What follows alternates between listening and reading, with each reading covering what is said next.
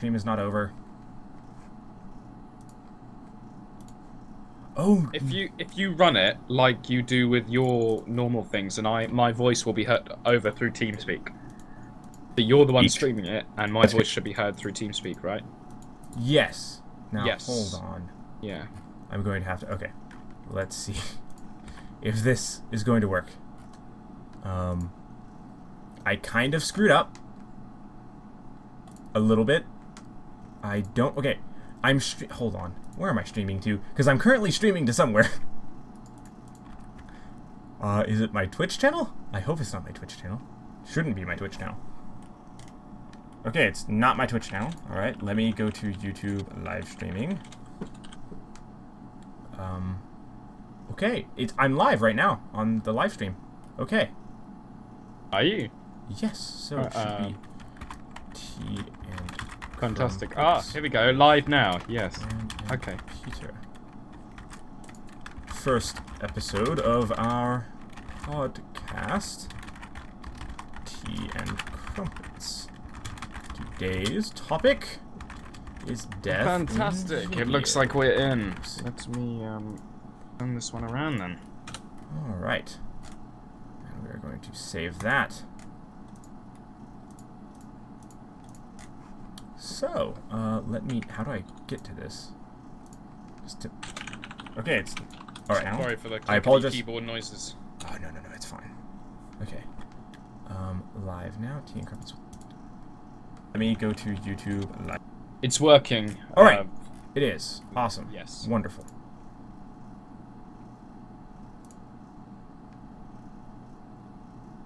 Shall we say the good morning and the good evening, Yes, and potentially the good afternoon, ladies and gentlemen, and welcome to Tea and Crumpets with Peter and Darin, where we will be chilling.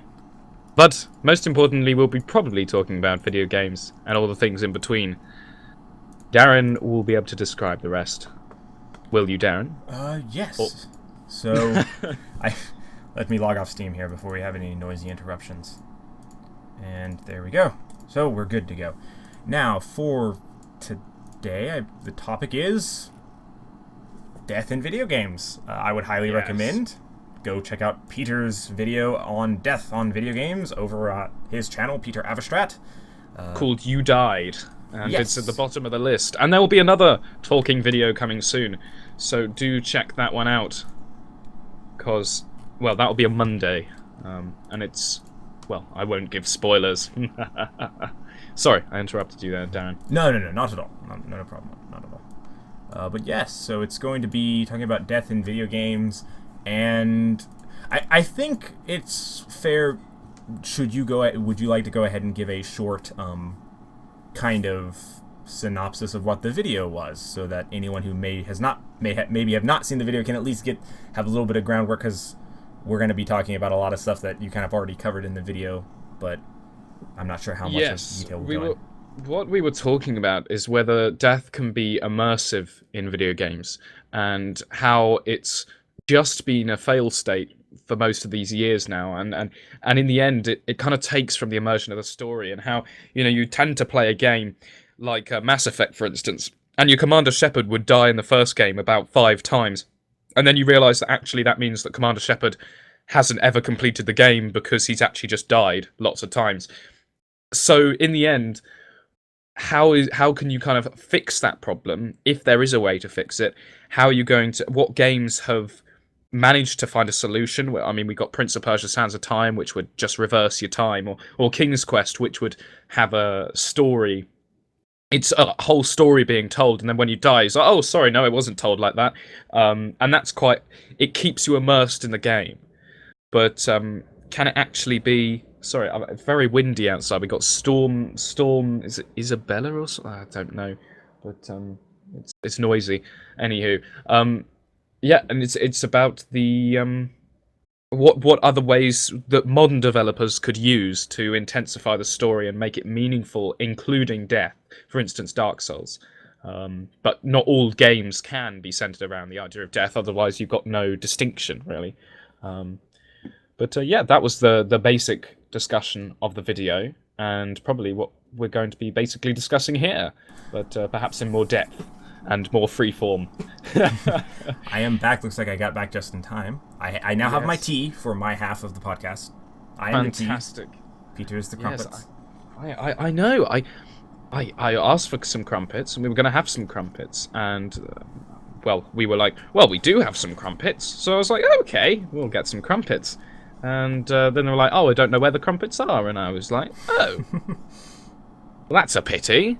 So we'll just have to imagine the tea. Well, you can have the tea, and I'll imagine the tea and imagine the crumpets, and next time, we'll be able to have tea and crumpets with our tea and crumpets chat. Sorry about that. I hope I didn't disappoint you. Not at all, not at all. So, I believe just where do we want to begin? Where do we want to begin? Well, what's your take on death in video games? Do you think that it should just simply be a fail state, or do you think that, like, what? And are there any games in which you've died and suddenly felt marginally off-put by it? Not to the point of rage quitting, but to the point of seeing the character and then dying. You know, the first death you do in a video game and suddenly going, oh, right. You know. Yeah. I can't think of any specific instance off the top of my head, but about kind of death as a fail state, I definitely don't have a problem with it. Like most games obviously are that way, where death is simply just a fail state, but I have been thinking, and I think we should actually mention here, so you and I are both very interested in game design, and I believe you have some knowledge like of game design, as do I, so and one of the things for me that I definitely feel like, hold on, I'm going to fix something.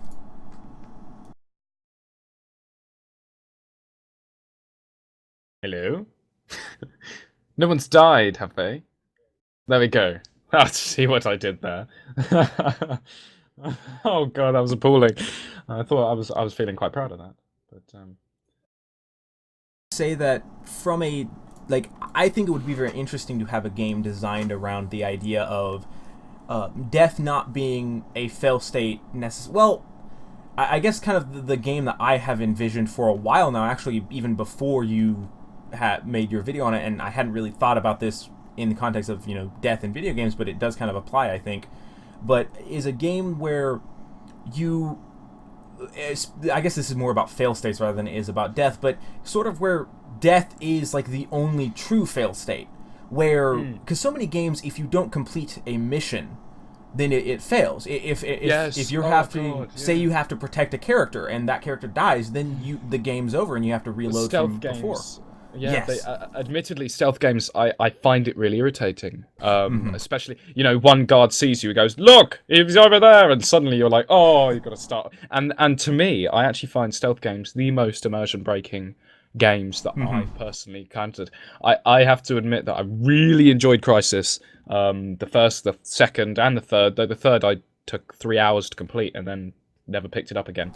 And then I picked it up for 50 quid. Never again. But no, they had this, you know, I would spend a lot of it stealthy, but I'd always like alert enemies and then take advantage of them in their alerted state. And to me, that is more enjoyable than simply having to completely be blanked out. When I know that this links into the death, because you're only artificially not found because the game is forcing you not to be found, if you know what I mean. And that's the same with death. It's forcing you not to die by, when you die, you just restart. And it's like, oh. And yeah, so like, I going on with what I was saying is like, that fits in with what you just said too, is I think it would be amazing to have a game where, say the game opens up, say it's a fantasy game, for the sake of imagine a typical fantasy medieval-esque world, and you're a Dark Souls. and you're a guard, say, or something like The Witcher. The Witcher series would kind of, I think probably something like that would work very well for this. You know, a kind of action RPG, probably open world, a lot of open world elements to it. Say your first mission is to protect a king. That also sounds like the opening kind of to not Oblivion, Elder Scrolls Oblivion, but so say you're a bodyguard and your job is to protect this king, and there's right from the beginning there's two splits in the game narrative that can happen. You either succeed in your mission and the king doesn't die and the game proceeds from there, or you fail in your mission and the king dies. But just because the king dies doesn't mean that it's a fail state. It's another branching pathway. And I would love to see a game where all of the missions, all of the quests or whatever you have are exactly like that, where just because you fail it's not an end state. It's simply a branch off onto another pathway, where obviously the more you fail in your job, like, things are going to get harder. You want to try and succeed, but it doesn't automatically mean that you fail just because a character died or you didn't complete an objective in time or something. Yes, it's a bit like Heavy Rain, isn't it? When if one character dies, the story continues, and I love that, but it also comes with issues. I mean, it would be so hard to make. I mean, Dark Souls gets away with it because, when you kill these characters in game, they don't come back. The game saves every 5 seconds at least, which means that, once it's done, you're not gonna survive again. But it would be so hard to implement professionally, and it would probably take a lot of budget. So something like that King and the Squire. Just a shout out there for Time for Stealth. He suggested that on the video, didn't he? About the he said, what if there's a game that was third person, but your view is first person to another character, and you're controlling the character they are following? If the king was King Arthur, you would be controlling Arthur, but the whole time seeing it through the Squire's eyes. Of course, the Squire would need to be followed at a specific distance, so it's not hell on the control scheme. Yeah, but it would be hard to implement and hard to make sure that the audience knows that's what's going on. You get what I mean? Yeah. So, I mean, I'm already having comments on Penumbra about whether, like, even I'm not sure. Are we talking about? Is it from the perspective of the guy or the guy's dad or someone else? Like, what is the perspective from? And we're not sure on that, and hopefully it'll explain itself. But yeah. But so other ways of completely solving the problem and making it implemented into games without serious repercussions on the budget and stuff like that. I think one simple one is, and this is pretty much taking the idea of Dark Souls. I almost said Death Souls. Death Souls. But Dark Souls, and kind of reworking it slightly. And I thought of this in context of a more like something akin more to like the Crysis games or Half-Life, or not really, something like that. Probably a first-person shooter, something that you could do in kind of that genre is when you die. Well, first off, I guess I should specify, like, similar to Dark Souls. I don't know that much about Dark Souls, but are you a specific character, or are you kind of a nameless person in Dark Souls? You are a nameless person. All right, then that works great. So it works very well, and that's kind of how it works, because you're not named, and that the way it's all tied into the story is exactly how it kind of makes sure that it works. Quick side note: I don't see the chat. I don't see people posting or anything. Oh, I don't. Yeah. Wait. I've got a chat. But I don't think anyone's posting anything as of yet. 2 people are watching. All right. I don't know if that's you included. I am watching. Are you watching our? Yes, I am. Just to up the viewer count, Darin. I see. Yeah, no, it's wait. You can put it in a separate window then. You can get pop-out chat if you click the little thing. You can get I got chat, and there you go. Then you can monitor the chat. So now people can spam us with all sorts of stuff about. Like, I'm currently just finding people and saying hello. Do you want to check out the podcast? and if you want to post something of an interesting thing about video games and death, do, because we will read it out and we will talk to you about it. Certainly. I would also kind of as an idea I had prior to this starting. I was thinking perhaps we could have a bit of, if anyone has any questions, go ahead and post them now, because there is about a 30-second delay. But go ahead and post the question now, and then we can maybe answer it later on. Maybe at the end we'll go through and answer all the questions that people have posted, or something like that. But back kind of on the one idea I had is something like kind of the Crysis games, or any really kind of shooter, first-person shooter, where you're playing as a soldier. And you're a nameless soldier. You're not like Corporal so-and-so. You're a nameless soldier, run-of-the-mill, same as everyone else. And then the kind of exciting part is when you die, that soldier's dead, but you take on the role of a new soldier. And I think what would be very interesting is, say you have a mission, you have an individual mission that instead of when you die and you have to start the mission over, you have to load a save or something. Well, that mission failed, but you can try it again with that new soldier.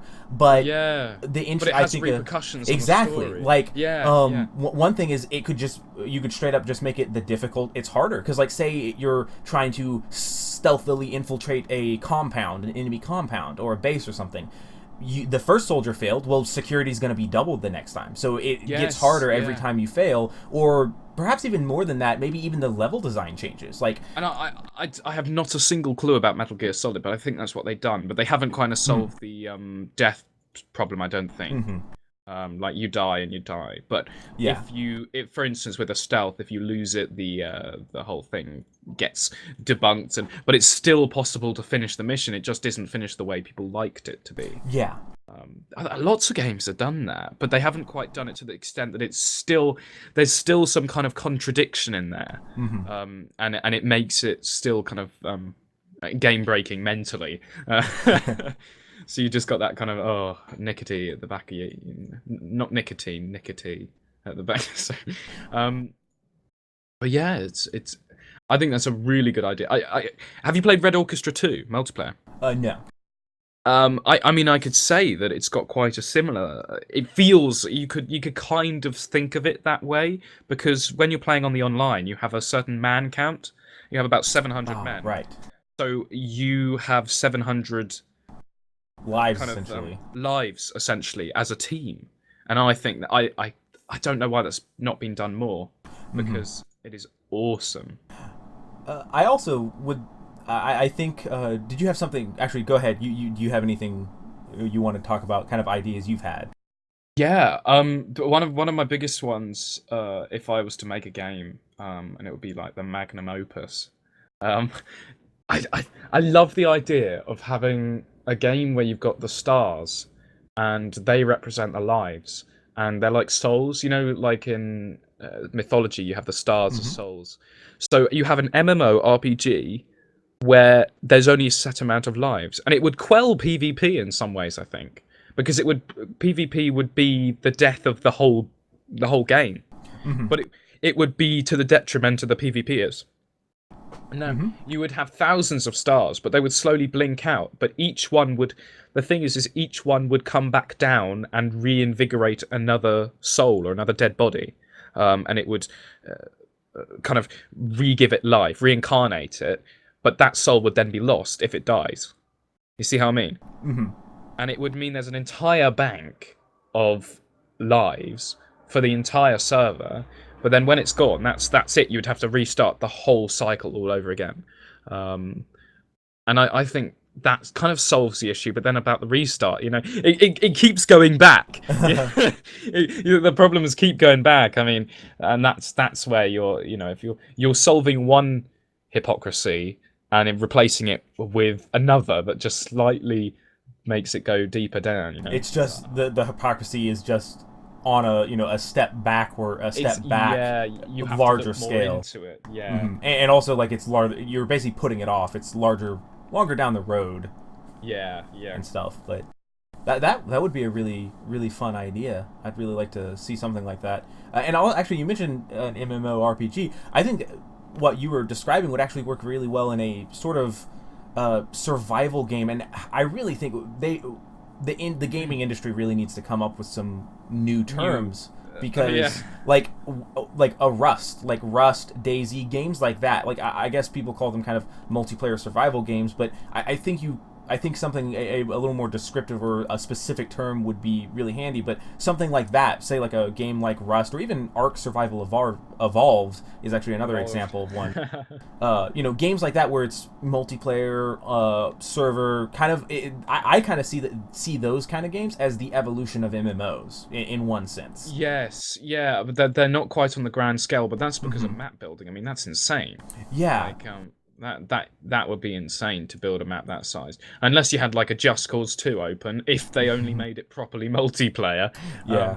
But like a survival multiplayer. I mean, DayZ has a big map, doesn't it? I actually haven't played it. I've played it several years ago, back when it was still in its infancy. But DayZ has a very large map, because Arma in particular has large maps. And then Ark Survival Evolved is actually I was surprised by the scale. Just the other day, Eric and I, my friend, who we've been playing Ark together, we just the other day got some flying dinosaurs, some pterodons that we could actually fly on. And yes. so we actually were flying over the island, and it's like because of course we'd only been on the coasts really, mostly. We hadn't gone in Kyria because I saw you were going on this boat, weren't you? Last time you were going along on your boat. Yeah, and it was just insane to see the scale of the island. It was very surprising because we're like, yeah, you see the map, but it's surprising when you actually see it up from in the air. It's actually really large. But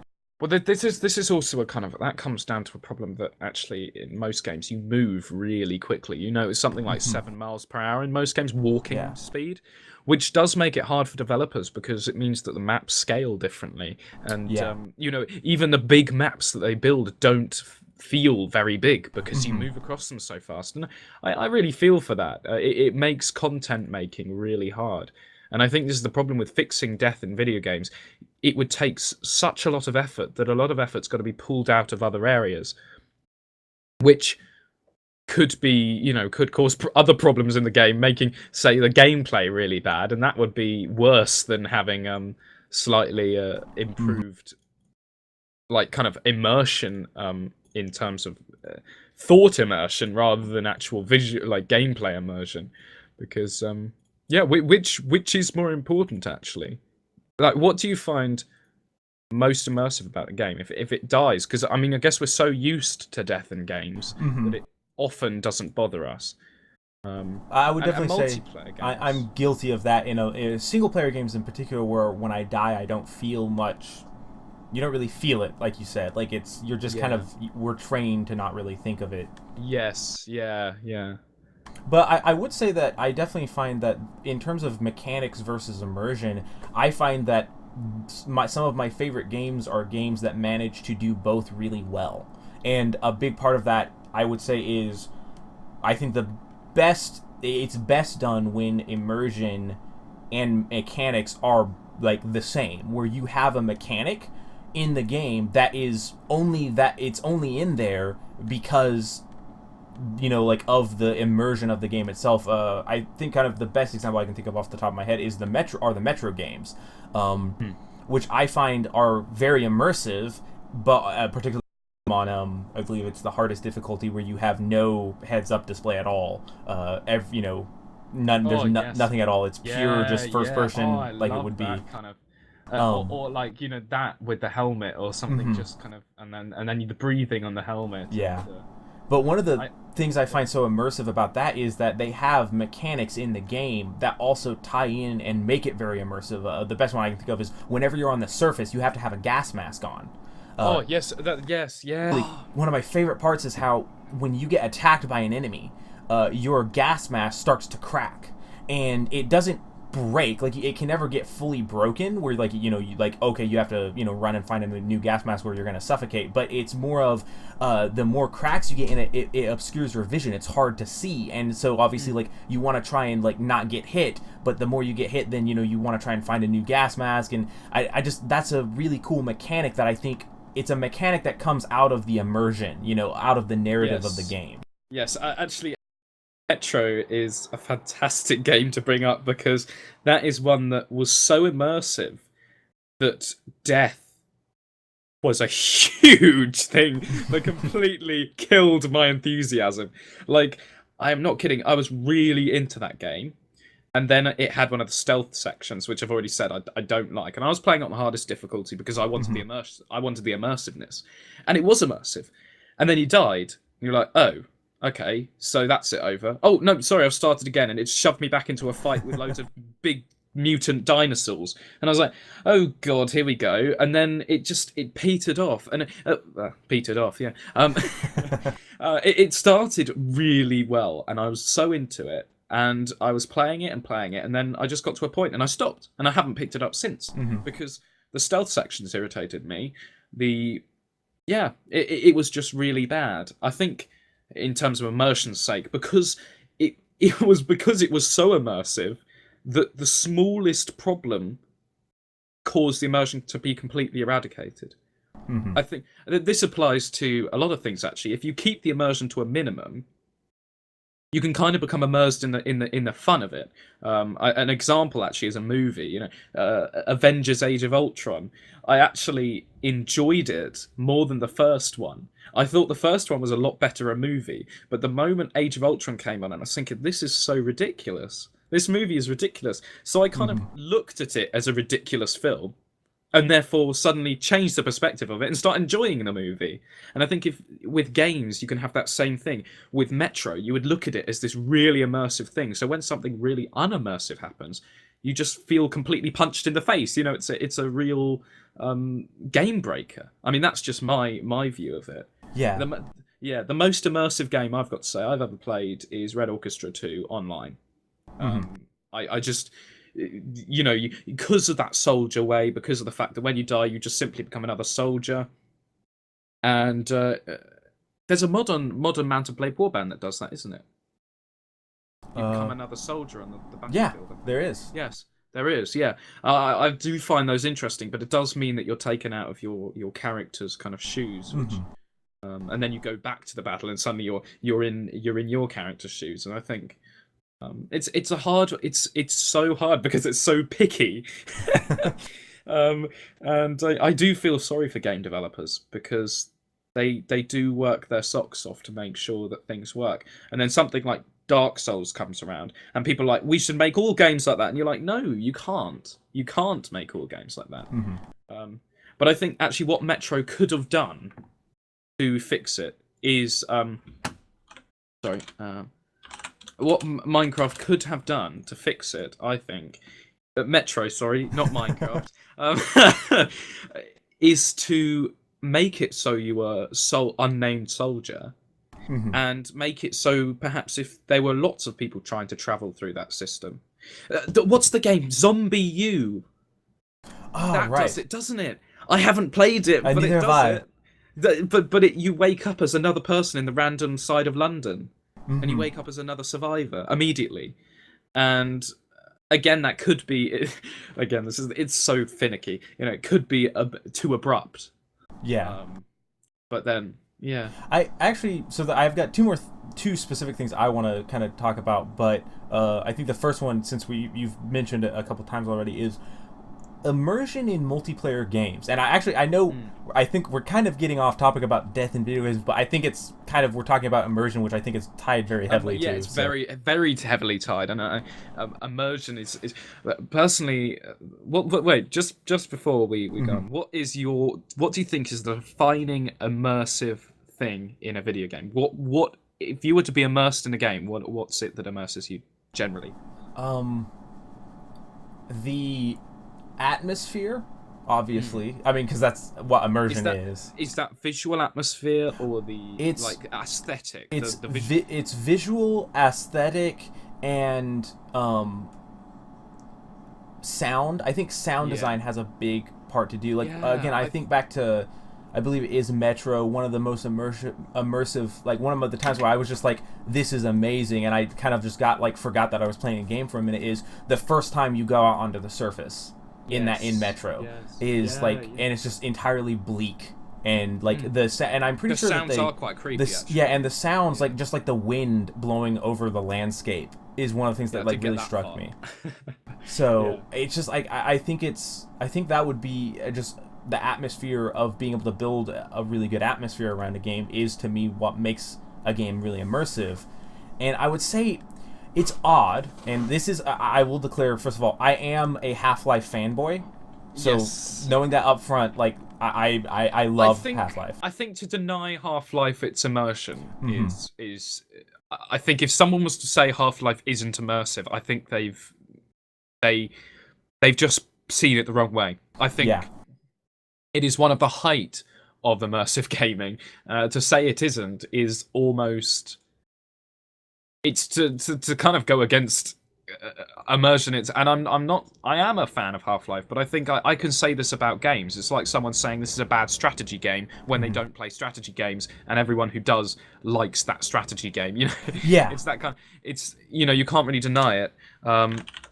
Sorry, I would find, and I would say that one of my favorite moments. Well, I would say the Half-Life, the original Half-Life 1 versus Half-Life 2. I think they do immersion very differently. And I like both of them. Like Half-Life 1's immersion comes out of actually the level design. To me, the immersion for it is the level design. The fact that the levels, and I've talked about, the videos aren't out yet, but I actually talk about this quite a bit in my Black Mesa playthrough, where I'm doing the comparison between the original and the Black Mesa adaptation, because they mess around quite a bit with the level design. And I talk about this some, but one of the things is that the original Half-Life was like groundbreaking during its time, because it was one of the first games that the levels were not designed purely because of mechanics. They you would have box number one, like box cover. You would find yourself in a tight corridor and go, there's things that can get me in this tight corridor. It wouldn't be like, oh, here's a box that you just happen to be able to hide behind. That can be, and of course, and I think Half-Life does a really good job, because the level design, I think personally, is really good in the original Half-Life. I really like the level design of it, and the way that, well, one of the things I love is that how they're very maze-like, where you can get to different places on the level, usually 2 or 3 different ways. There's a lot of side corridors, and I think that's really cool. From like, you get to explore, but one of the things is that the level design, they took pains to make it kind of more realistic, in that like it's not just like some random corridors that lead into this room where you fight a bunch of enemies, and then another corridor leads you. Like, it kind of makes sense, because it's a facility. It's shocking actually. Half-Life is the only game that I've seen that manages to do it so perfectly. And other games I don't think have managed it the same way. And this is something that they talk about. One of the reasons Half-Life takes so long to make is because of the way they make it immersive. And how is it that you play through a Half-Life game for the first time and you just instinctively know where to go? You know when you play a Call of Duty single player game and you're running and then you hit you think, oh, there's a fence I can climb over, and then you jump and it like blocks you. You don't do that in Half-Life. I can't think of a moment in the second game, apart from Water Hazard, where you spend a lot of time thinking, oh, I might be able to get over there, and then accidentally bump into it and go, no, I can't. It instinctively drives you subconsciously in the right direction, and a lot of games try so hard to make that the case. But Alice in Madness Returns is a good example. I constantly started walking into walls because you had the ability to go small and enter small areas, but there were so many invisible walls in areas that you were small enough to fit into. Now, I wanted to talk about on Water Hazard. I think Water Hazard is an example of a lever. Water Hazard is an example of a level that does, because obviously there are going to be, like, for example, that Half-Life 2 with Water Hazard, it was kind of necessary to limit the player a little bit more in that specific moment of the game. And so I concede that there are going to be moments where you need to funnel the player more than others. Highway 17 pulled it off fantastically. That's one of the things that makes Highway 17 so good, is that natural seamlessness of the environment where you seem to know where you go. But at the same time, you feel like you're going somewhere random. There's that feeling of unknown. You don't feel like you're being funneled around, but actually you are. And I think one of the things that Water Hazard did well is they didn't artificially restrict you, really. They restricted you by you're in the drainage ditches like the entire time. Now, I think there are a couple moments kind of towards the end of Water Hazard, right after you kill the helicopter, that like it's a little more artificial, but I think generally most of that level in Half-Life 2, you do, like, you're in the drainage ditches, so you just can't get out, and you kind of like fall into that, and then you kind of have to make your way along and find, ways out. And I think that's one of the things that Half-Life both 1 and 2 do very well, is they funnel you, but they don't I think actually they don't force you. They funnel you, but they don't, like, you don't think of it as you being forced down a certain path.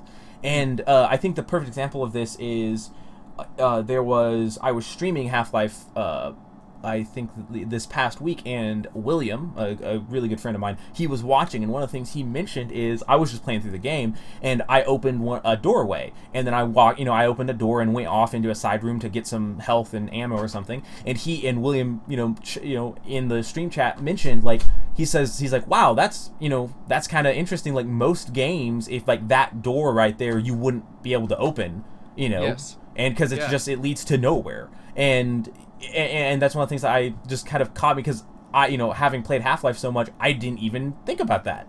Yes, yeah, you don't think about it, and that's often the best sign. I have to say that the biggest disappointment in level design I've ever seen is Dark Souls 2, because the original maker of Dark Souls 1 wasn't working on it, and he was very heavy in the level design department, and he wanted his world, because it was his vision of a world. And you go to Dark Souls 1 and everything interconnects. The whole world, it's an open world. Like, people always at first, they always like, oh, it's not an open world. You get halfway through the game and you realise that you've just managed to go full circle. And you're just like, oh my God. It links up, and the world goes up, it goes right down to the bottom of the pits, of the bottom of the world, to the top of the world. And it all interconnects, and there's a beautiful art depiction of this, actually. Someone made an art depicting the whole connection. But in Dark Souls 2, they decided they would completely rid the game of this and make it split off into 5 different pathways or something. So you were just funneled down a pathway, and you even look at the level design, and they don't, like... Oh, yes, Conrad is just reminiscent of old limited games like Fable. Yes, Fable was a fantastic one. Actually, the death system in Fable was pretty good, if a bit stupid. And the world design was fantastic. I loved the world design of Fable. Fable 2 and Fable 1. Fable 2 was my first, so nostalgically that's my favourite, but Fable 1 I can see why people say is a better game. Sorry, getting back to Dark Souls. Dark Souls 2, you had one area which was the most immersion-breaking and soul-destroying part of the entire game, more so than any hard moment, was when you went into this poisoned swamp area, and there's a big tower with an open top, and there's clouds above it.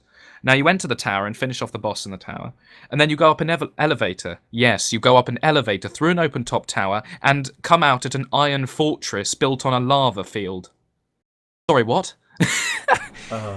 And it broke my soul. Like, I saw it and my heart sank, and I've looked it up, and a lot of people feel the same.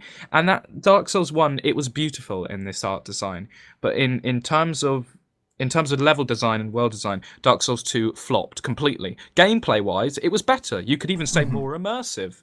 The gameplay was more smooth and solidly built, but the actual level design, it took back. And the music, to me, music and ambience are the single most important factors to immersion and death. Even, I think, you surely remember the theme from Oblivion when you die, wasn't it? Do do do do do do. Yeah. And then you've got the death theme in Mass Effect. Dome dome dome dome dome dome dome dome dome dome boom dome dome dome dome. It's fantastic. And a lot of these games have these death themes that you recognise because you probably died a lot in them. And But music and ambience. The Witcher 3 personally has the best soundtrack. It even beats Dark Souls. I absolutely love Dark Souls, but Witcher 3 has the best soundtrack of any game I've ever played. And I would say, you mentioned Oblivion. That made me think about, speaking of like immersion. And actually, I think now it's interesting. We're talking about, topic was death, but fair warning, this is probably how all these podcasts are going to go. We're going to trail, but yeah. I think now we can kind of say the broad categories. We're talking about immersion, and currently we're talking about immersion via level design, which I think is a big part. I think level design is very important. and it's kind of underrated, and that's why I think a lot of more modern games fail in good immersion, because they Call of don't Duty, have for instance, good. yes. Yeah, it doesn't Yes. have good level design. And one of the things that the only Call of Duty that I've played of the modern ones is World at War, and I never touched the multiplayer, had no interest in it, but I played the single player, and I loved the single player campaign of that, but I also hated it. It was like, because there were certain moments where it was so immersive, and it was just amazing. One of the ones is the Pacific Theater. It was, I think it's the landing of Iwo Jima, and Yes. the front, and it was like you're playing Saving Private Ryan, the video game. Like the front, the front of the landing landing boat drops, and you're running up the beach, up the hill, storming it, and there's guys dying all around you, and that was so awesome. But then, like in that exact same level, like 5 minutes later, there's an invisible wall blocking you from going this one way, and I'm like, why? Oh no!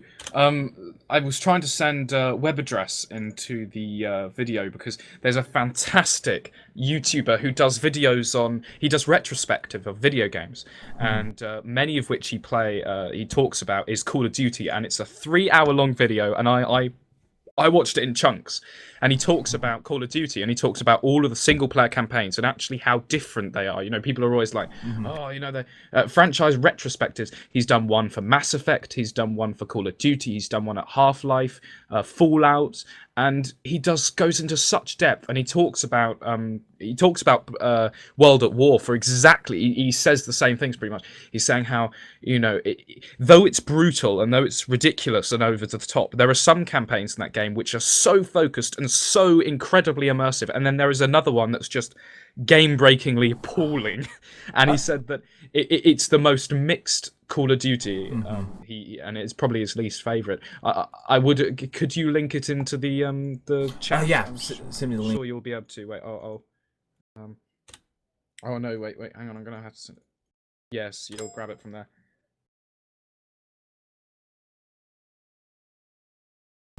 As one example I can think of from one of the levels that broke my immersion was the Russian one, which I have to say I really enjoyed the Russian campaign, the Russian part of the campaign. I'm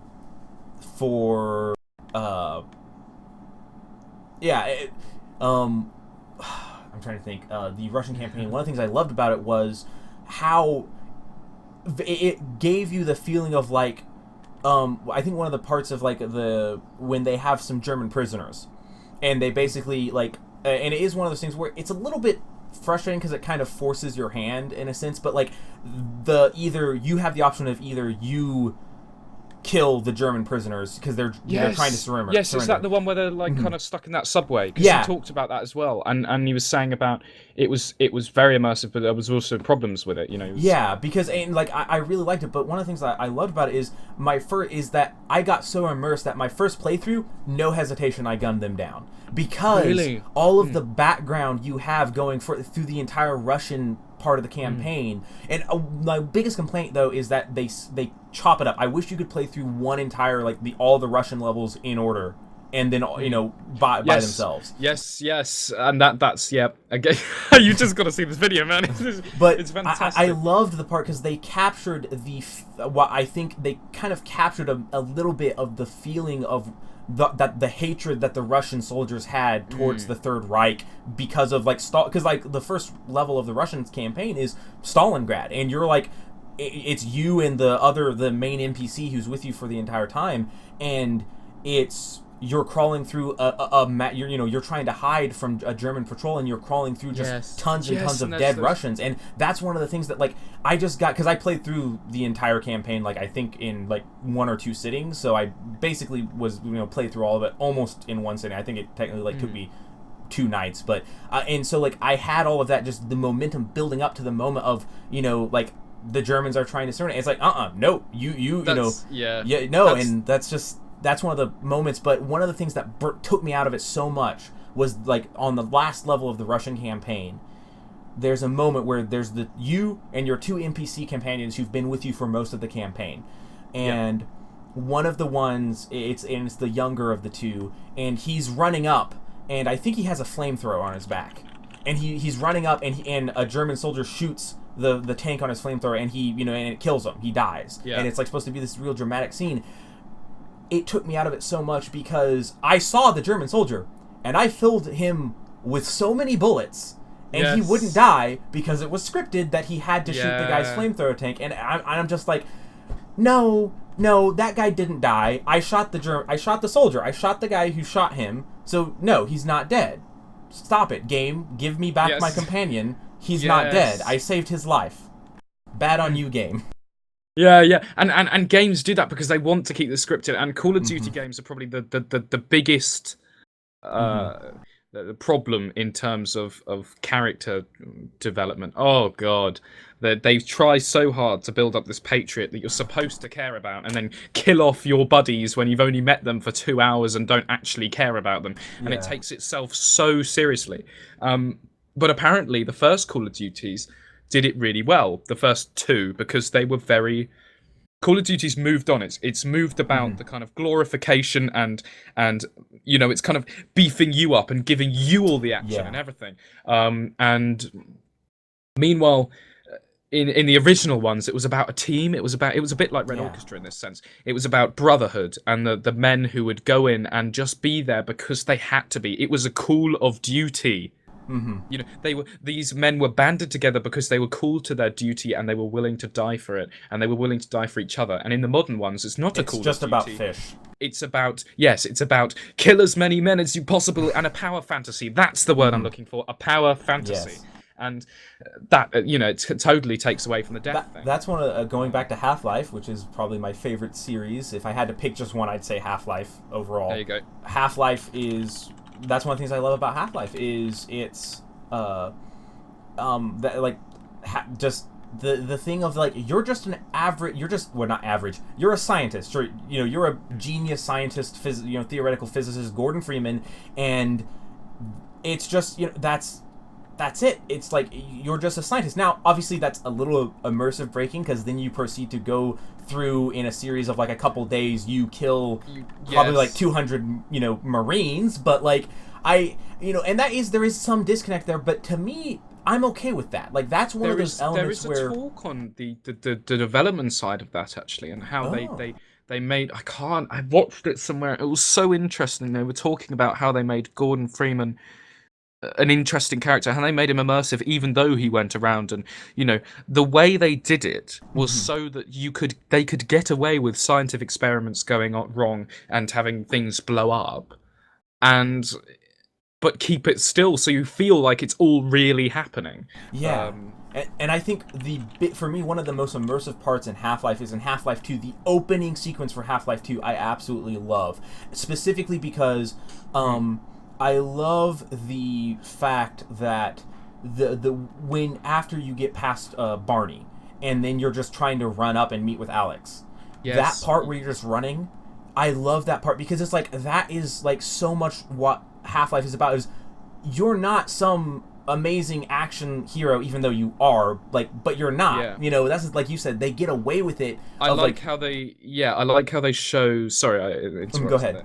I like how they show the importance of the suit actually, in that, because at the beginning you haven't got it, and one bullet is enough to kind of cause the whole screen to go red madly. And you are running, and then it shows that without the hazard suit, Gordon Freeman is an average guy. And I think that is kind of the point of that first section as well, in a sense. One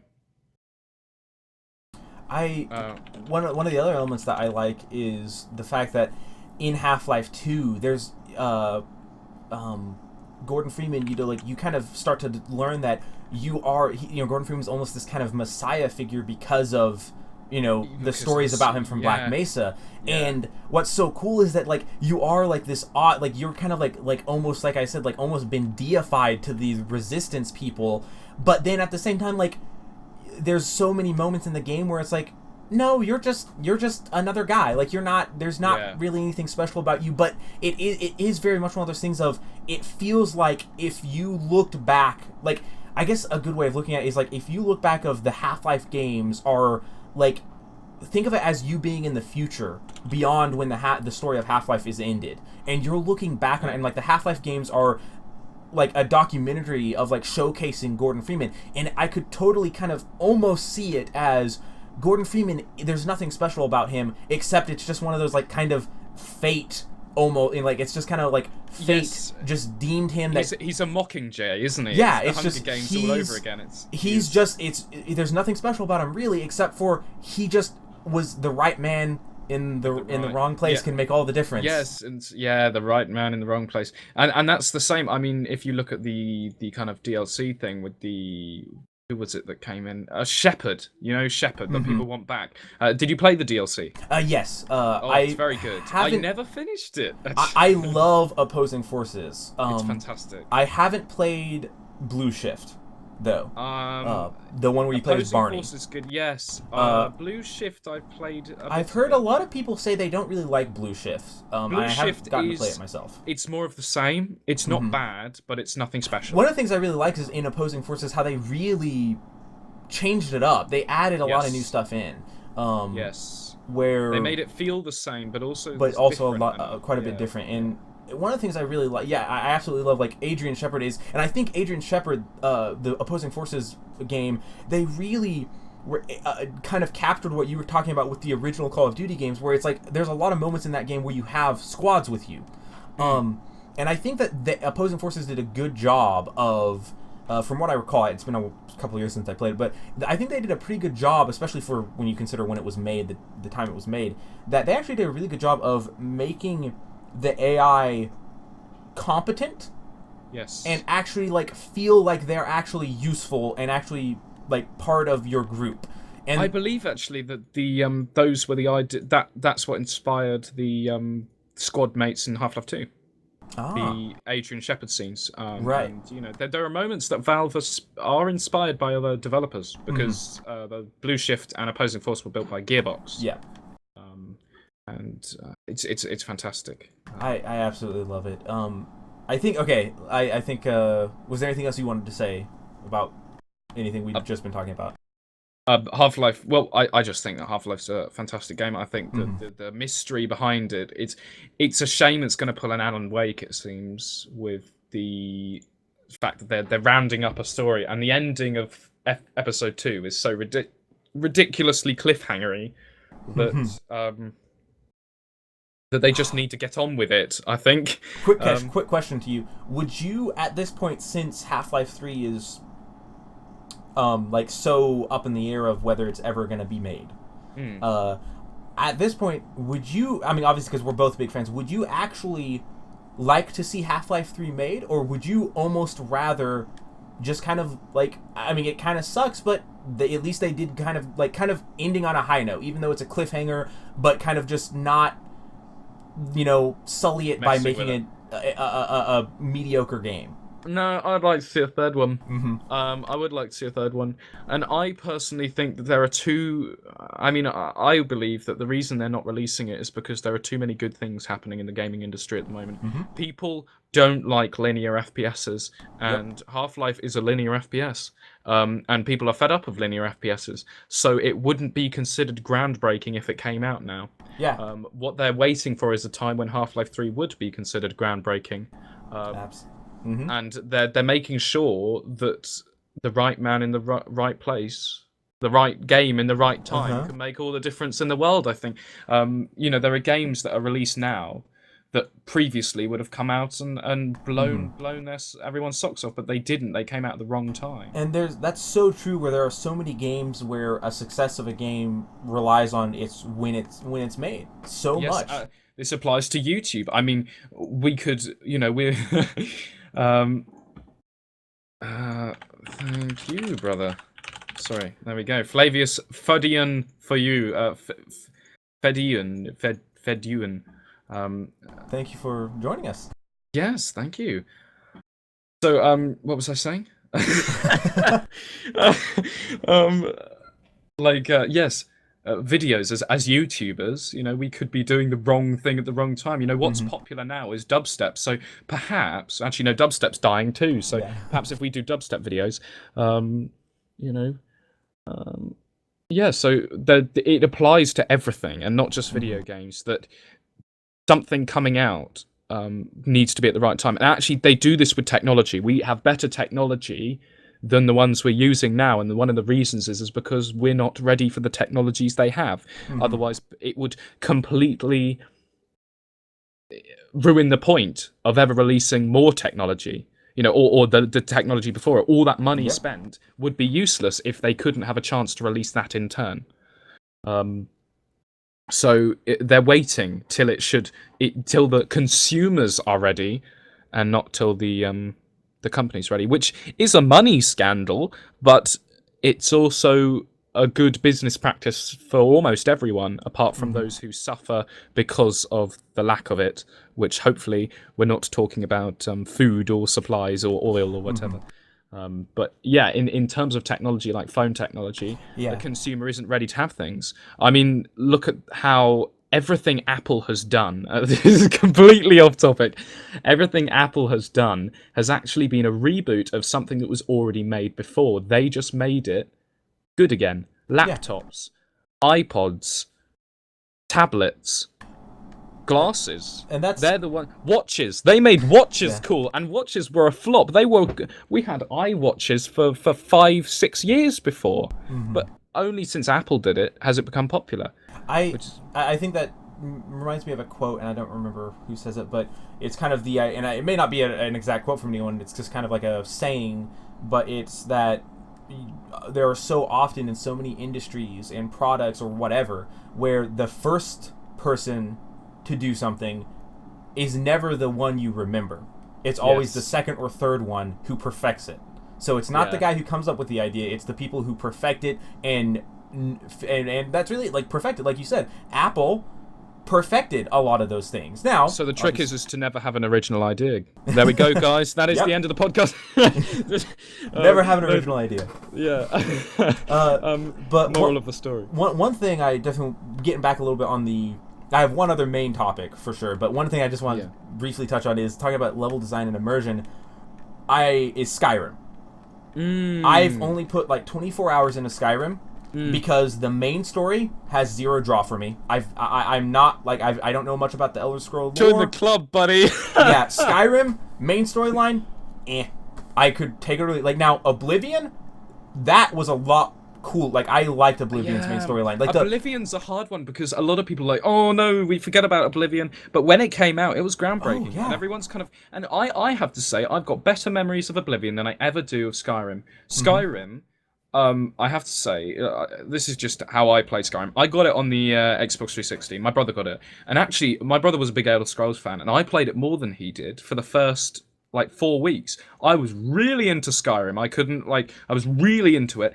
And I got to level 42, and I refused to do the main quest because I was so into it. I was like, right, I'm going to do everything else. And when I got to level 42, I suddenly realised that I was doing the same thing over and over and over again. I realised it was a rehash of everything, and I was like, hang on, I'm not really enjoying this anymore. The music's beautiful, the atmosphere was good, but the atmosphere had become stale because you realise it was a artificial atmosphere. It was forced upon you, and one thing you realise. I looked at my quest list, and it was go into this cave to collect this item, go into this cave to kill this man, go into this cave to fetch this item, and I was like, I don't want another cave. They all look the same. So I put down the controller. And it's been 3 years, and I still haven't picked the game up again. I'm waiting for VR because I want to play that game in virtual reality.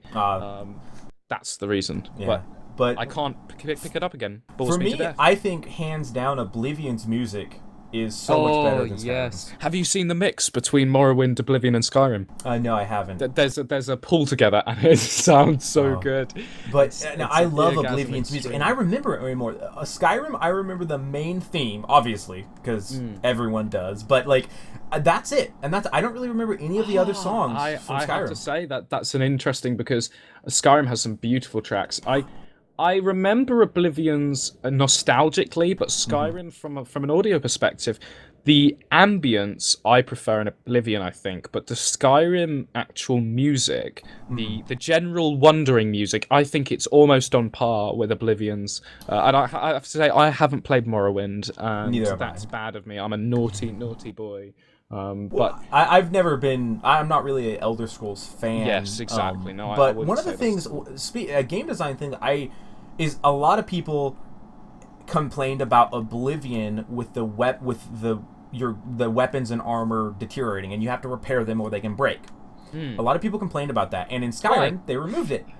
I am one of the persons who I would love, and I'm sure it's been modded back in, but I've only played, like I said, I stopped at 24 hours in Skyrim, and I'm probably never going to play it again, but or at least not for a long time. Actually, I might check it out if there's a really cool mod for it that is actually a cooperative mod that is amazing, and it's really buggy, and it kind of doesn't really work right now, but it's actually possible to have two people in Skyrim together playing together, and it's still in development. And when that mod actually gets a little more stable, where it's not like doesn't crash a lot, and like some of the bugs or some like the big bugs are taken out, I would absolutely love to go back and play that, with someone, and that would be really fun. But just a single player, it's not a game that ever, like, Oblivion did way more for me than Skyrim did. And one of the big things is the level design. Two things. One, I agree with level design. Level design in Oblivion was better. Okay, the overworld design. We'll start with that. I can't stand Skyrim because it's supposed to be an entire province, and it's so small. Because I can travel from one end to the other in like 30 minutes. 20 minutes. I understand that, actually. I think though, with there are moments in Skyrim. I think Skyrim has it's one of these things, like, the moments themselves, when you get them, they're greater than Oblivion. But I the would agree rest with of that. it is, the rest of it's lower, and that's kind of the way I see it. Oblivion is more consistent in its tone. I feel like one of my favorite places in Skyrim is also probably the most boring, but it's so visually awe-inspiring. Is there's a big kind of lava-y mountain thing, the swamp, and there's lots of kind of steam coming up from the ground, and there's and it's just beautiful. It just absolutely looks amazing. But with Oblivion, it was so pretty and it was so beautiful, and you just wanted to spend time there. In Cyrodiil, wasn't it? It was Cyrodiil. But in Skyrim, I don't know, it was designed that way and is pretty. Well, actually, another thing is graphically. Skyrim's one of these things. It's very clever.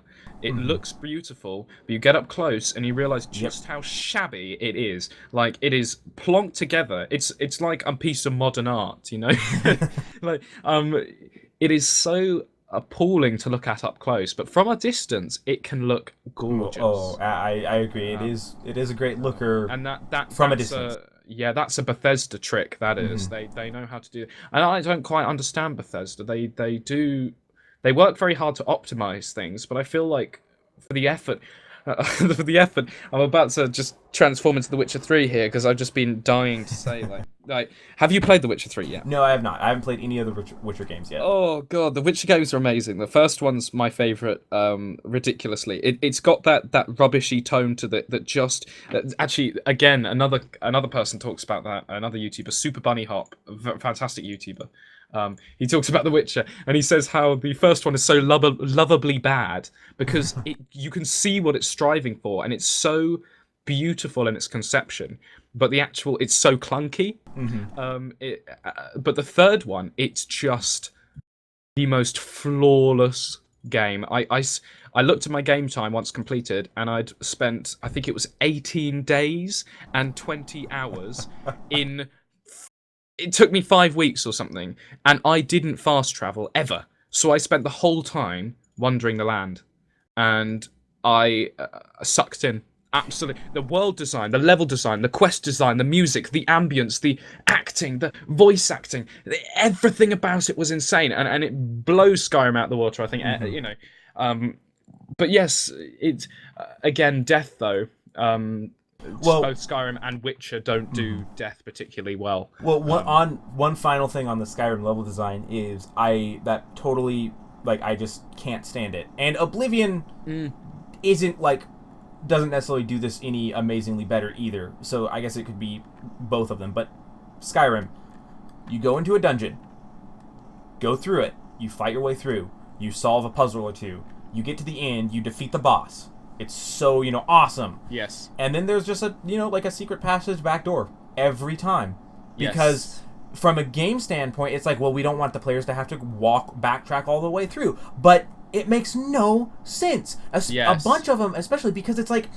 You click a secret button and suddenly a rock pulls down. It's like, I would understand if this was supposed to be like a lair, or like, you know, a villain's lair or something, but most of the places you go into, they're tombs.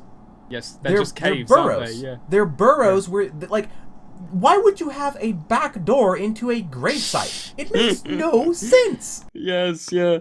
The thing is actually that with the Elder Scrolls, they sacrifice a lot for convenience, and that is good from a business standpoint. But from an actual video, this is what a lot of people criticize it for. The magic was dumbed down, the weapons were dumbed down, everything was dumbed down, and this is true. I'm sorry, this is true.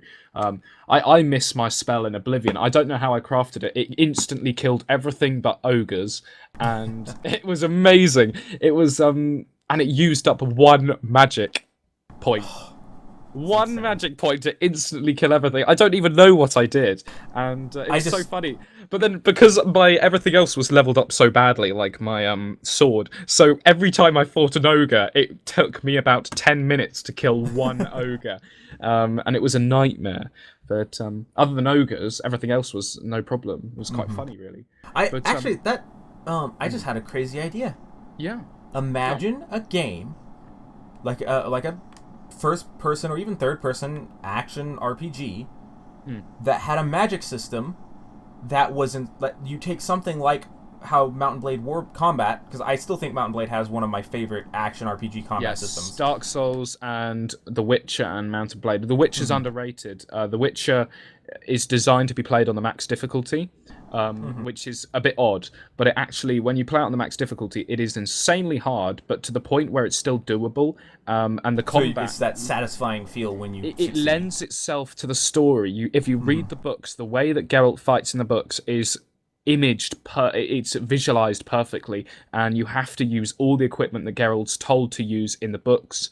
So actually, it lends itself. Playing it on normal, though, it can become a spam fest. You don't learn all the nifty tricks because it's too easy. But yeah, sorry. I think it would be so cool to have a magic casting system that incorporates mouse movements. Like, you know how Warband has the directional attacks and blocks. Imagine. Have you played Harry Potter and the Philosopher's Stone? No, I haven't. No, there's that you have to like you go to the classes. I love that game because I played it during my childhood.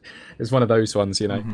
You go to the classes and you have to learn the mouse movement. Now move your mouse and flick it up into this shape, and then you will create the magic spell. Now, I will say, not like a tracing stuff. Yeah, I would say tracing. Yeah, 4 directional where you do combos of like up, down, down, right, or something like that, and it's all mouse driven to where you're doing that while holding down the button, and then you release and it casts the spell. I think you could work with that. Well, I think the best thing sounds like Verbis Virtua. Have you seen that? No, I haven't.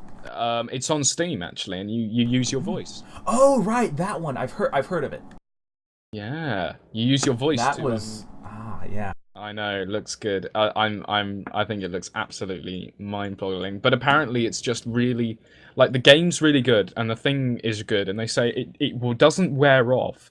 But the thing is the game doesn't take advantage of it. Like it makes a puzzle game, and you're like, you don't want a puzzle game. You want to shout Fus Radar and blow up skeletons. You don't want to have to solve boring puzzles using blocks. You know. Yeah. And that causes problems for people. Anything else? Or because I've got my one big other topic I want to talk about that is actually getting kind of back into the death in video. Yeah, do it. Okay, so we've talked about quite a few genres here. Now, one genre that we haven't touched on that I think, by the way, we didn't really go into that much about immersion in multiplayer games, but I think that might be a topic for another time. But I would definitely say a genre that I'm curious to have your input on about death is roguelike games.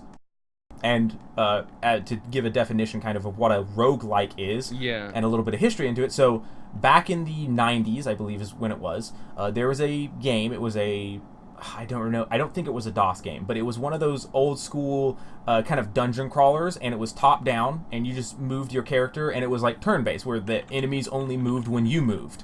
and so it was turn-based. Every time you did something, that all the enemies would move too, and it was just like a D&D basic kind of style fantasy, and it was called Rogue.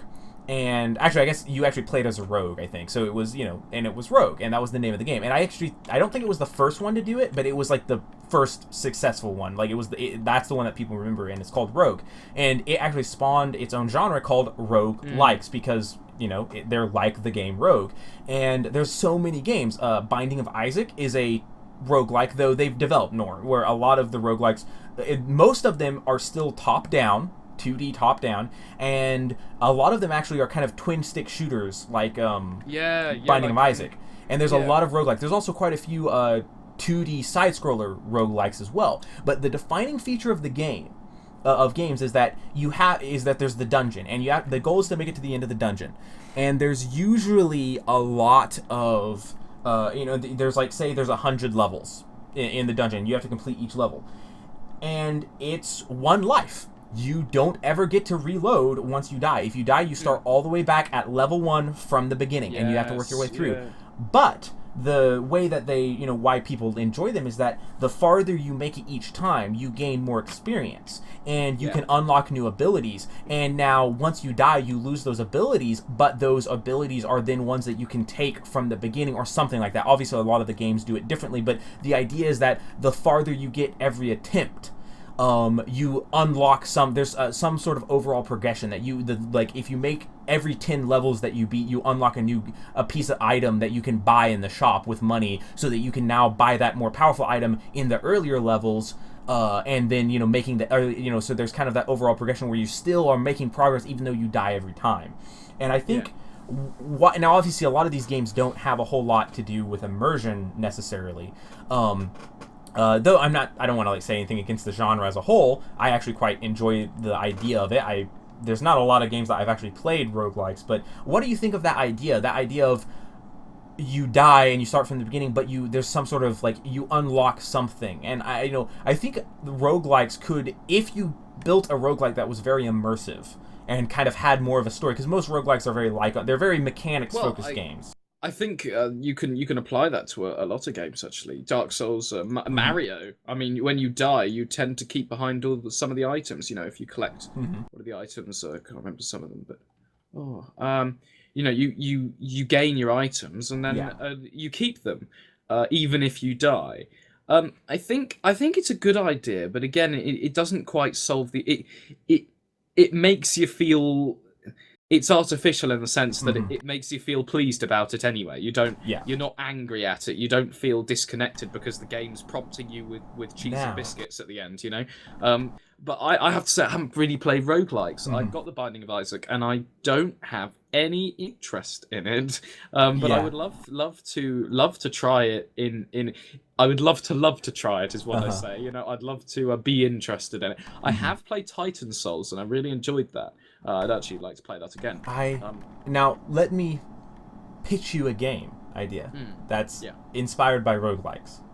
Now, I'm taking it to another genre, because actually, if you've noticed, there's lots of games in other genres that have taken elements of roguelikes and started kind of sprinkling them in a lot of other genres than the classic 2D games, kind of turn-based games. And I think it's very interesting because I think, like you said, there's elements there that are really intriguing and people really like, but not necessarily the entire mechanics of the games. Because that's the main thing for me, is I'm not a fan of a lot of the games, how they play. I like the idea behind them, but I'm not a fan of how they actually play.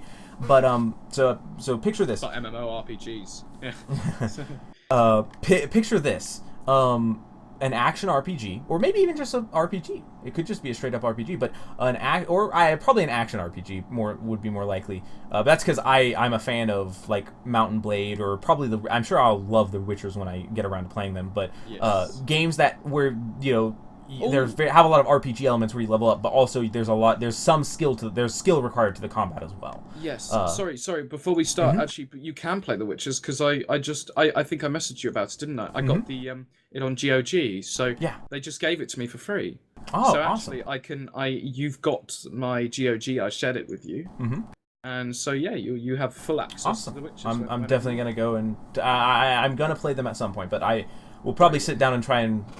I don't know. I'm gonna play them at some point. I know, but Yes. I've got lots of games on my to play list. So If again, play the first one. If you don't like that, then try the second, because they are all quite different. I definitely will. Yeah. Anyway, But sorry, carry on. yeah, so a game similar, probably from what I've seen of videos and heard about it, probably similar to The Witcher, or even say kind of like Mountain Blade mixed with Elder Scrolls or something like that. You know, that kind of idea. I think you have a good idea of it. So you have that. You create your character. You know, he's a unique person, has a name, has all of that. You create your character, kind of like what all of that stuff, and you begin the game. And you're this sort of hero. You're playing as this hero, and there would be something to it, like some sort of marking or something, in the story. And it would have quite a bit to do. A lot of it would be fairly narrative. There'd be a good narrative to this game, from what I'm picturing. And you play through the game, and the goal is to stop the evil big bad guy. So it's a little cliche, but if you play all the way through and beat him, then amazing. You're the hero and you beat the game and you've saved the kingdom. However, if you die, what happens is a little bit of time passes and there is a new hero then you create a completely new character, and they start at level 1, but they inherit the magnificent armors and sword or weapons or whatever, or the spell book of the previous hero. But they're still level 1, but they have an edge up because they've got better, they have this, mythical armor, and every time the farther you get, you continue to upgrade your weapons and your armar. But yes, this is how I imagine my magnum opus, actually. One of the ideas is, because I was saying how you got your soul, and it comes down from the stars. Well, I was thinking about if you just said, like, you can link your soul to equipment that you have, but that means your health is actually less. So say someone has like an uber sword they want to keep, it means that they've actually got to lose a bit of their health to keep that sword even when they die. And what happens is it's explained in the kind of world and the story that this sword is now physically and soulfully bound to you. Meaning that when you die, it will be passed on to the reincarnation of, your soul is rejuvenated by the star and put into another being, but you keep all the equipment that you've soulfully attached to you.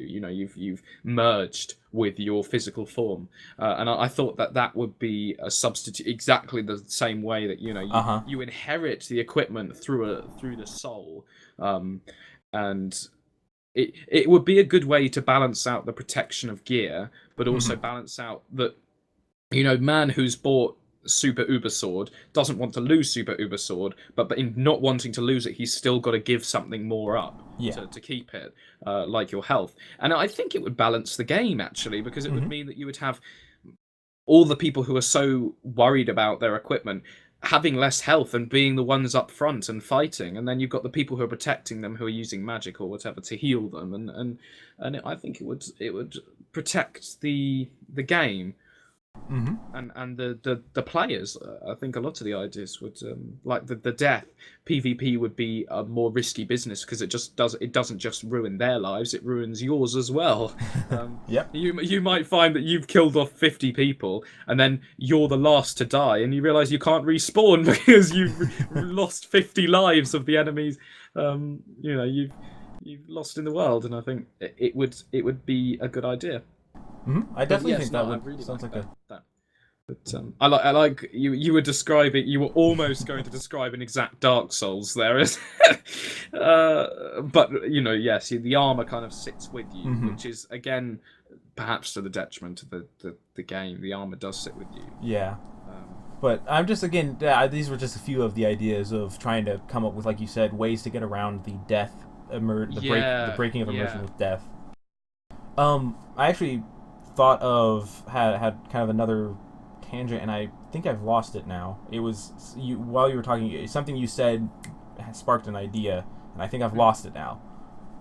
Let's see if I can come back to it. But yeah, well, I think we're gonna have to wrap up soon anyway. I think I'm being hounded to wrap up. So likewise. Yes, yeah. Yeah, no. So I think this was a very good episode 1 to the... I think episode 1. I mean, even though there were technical difficulties at the beginning, I think we've had 2 dedicated viewers, and some dips in and out from it. I think that's really, really exciting. Actually, we'll probably. How often do you think we'll do this? Is it going to be fortnightly? Or... I think we're gonna aim for like once a month or sooner. Yes. I think it's going to depend a lot on your and I's scheduling, when we can schedule it. But I mean, I definitely think I think we both agree that we were going to set a goal of for sure once a month, and if we could do it, a little bit more often than that, then that's great. But maybe not. I mean, fortnightly to me sounds brilliant because I wish to link up the podcast with the writing side. Like You Died, and I'm releasing the next video, which is completely unrelated to this one because You Died has already been done. But if we get this fortnightly, it would mean that I can write something up about what we've talked about, summarize it, and then it might help people view this, and it might help people view that. So it would achieve a good end to But thank you all for, I was gonna say watch, but listening. Thank you very much for listening.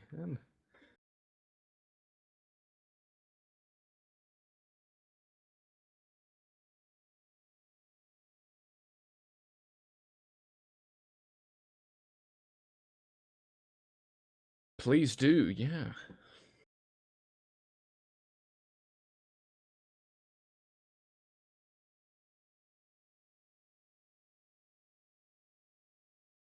And of course, good luck.